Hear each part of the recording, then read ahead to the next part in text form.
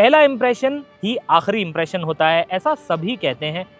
ये है वो स्कूटर जो होंडा पूरे भारत में लेके जाएगा। ये है होंडा की सबसे पहली इलेक्ट्रिक स्कूटर हमारे देशवासियों के लिए। इसका नाम है QC1 और आज इसे चलाने के बाद मुझे ऐसा लगता है कि जो पहला इंप्रेशन है होंडा का वो शायद अच्छा नहीं बन पाएगा। क्यों नहीं बन पाएगा मैं आपको बताऊंगा इस रिव्यू वीडियो में। मेरा नाम है अमान अहमद, आप देख रहे हैं कार एंड बाइक हिंदी। अगर आपने अभी तक नहीं किया है तो चैनल को फटाफट सब्सक्राइब कर लीजिए, क्योंकि सारी नई गाड़ियां, सारी नई मोटरसाइकिल्स, सारी नई EVs और सारी नई स्कूटर्स सबसे पहले आप देखेंगे हमारे चैनल पे। और बेल नोटिफिकेशन को भी दबाना ना भूलें।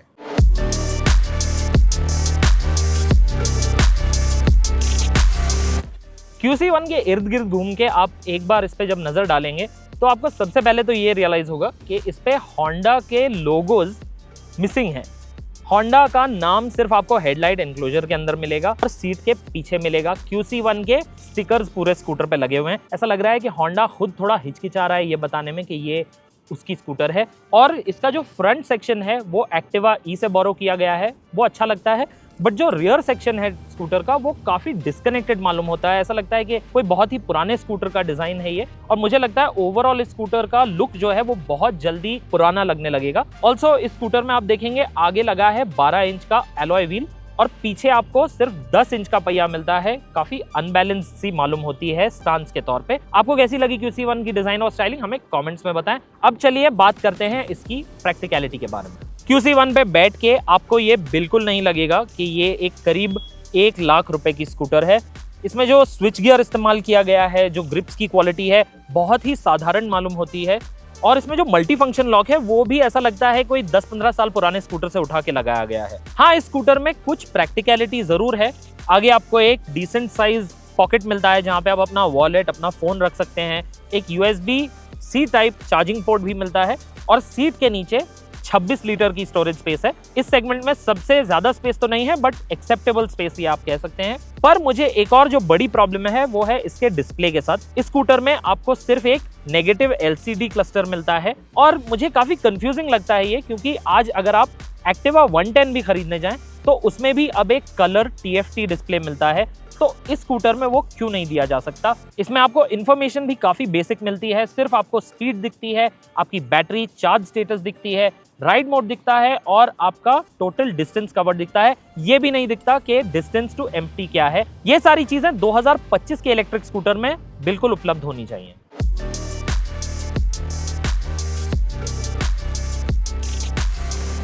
जिस डिपार्टमेंट में QC1 सबसे ज्यादा निराश करती है वो है परफॉर्मेंस के मामले में। इस स्कूटर में आपको एक हब मोटर मिलता है। हमें पता है हब मोटर इलेक्ट्रिक स्कूटर्स के लिए सबसे अच्छा सोल्यूशन नहीं है। कॉस्ट इफेक्टिव होता है पर रिलायबिलिटी और ड्यूरेबिलिटी के मामले में इतना अच्छा नहीं होता। होंडा ने हब मोटर चुना है जिसकी पीक आउटपुट है 1.8 किलोवाट और कंटिन्यूअस आउटपुट है 1.2 किलोवाट। अब ये नंबर्स आपको सुन के ही काफी कम लग रहे होंगे और इसे चलाने के बाद मैं आपको बता सकता हूँ कि इसकी परफॉर्मेंस भी उतनी ही कम है। इसमें आपको 2 राइड मोड्स मिलते हैं, इकोनॉमी और स्टैंडर्ड। इकोनॉमी मोड में आपकी टॉप स्पीड सिर्फ 30 किलोमीटर प्रति घंटे की है, जो बहुत ही स्लो है। शहर में भी यूज करने जैसा नहीं है ये मोड। तो मैं कहूंगा कि इस स्कूटर के लिए आपको स्टैंडर्ड मोड ही चुनना होगा। स्टैंडर्ड मोड में आपकी टॉप स्पीड बढ़ के हो जाती है 50 किलोमीटर प्रति घंटा, पर वो भी स्पीड काफी कम है हमारे 2 व्हीलर मार्केट के हिसाब से। आज जो सबसे basic entry level petrol scooter है वो भी इस स्कूटर से ज्यादा तेज है। इसकी एक्सेलरेशन भी बहुत ही स्लो है।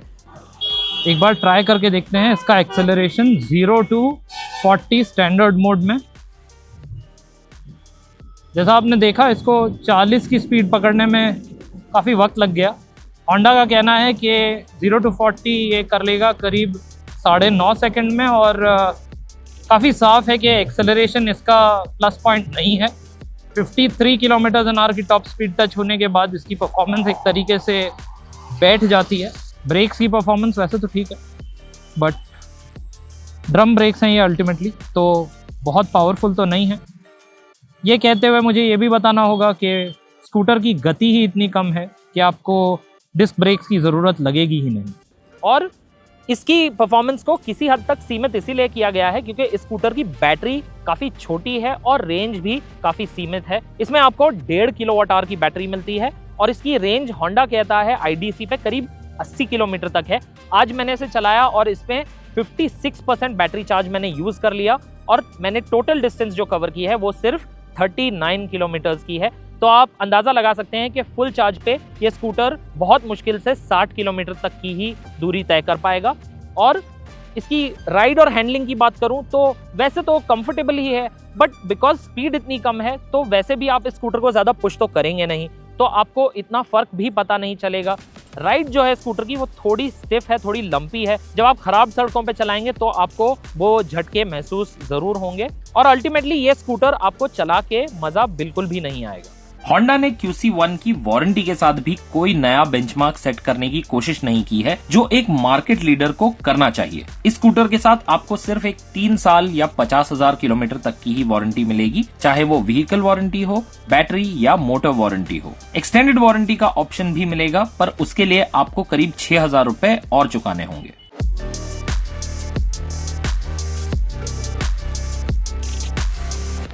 वैसे तो बाजार में जब एक नया इलेक्ट्रिक स्कूटर आता है तो खरीदारों के लिए बाइंग डिसीजन जो है वो थोड़ा कठिन हो जाता है, पर QC1 के साथ ऐसा नहीं है। QC1 के आने से आपका बाइंग डिसीजन और आसान हो जाएगा, क्योंकि इसके आने की वजह से इसके राइवल्स काफी सेंसिबल और अट्रैक्टिव मालूम हो रहे हैं। QC1 की कीमत है 90,000 रुपए एक शोरूम और ये इंट्रोडक्टरी कीमत है।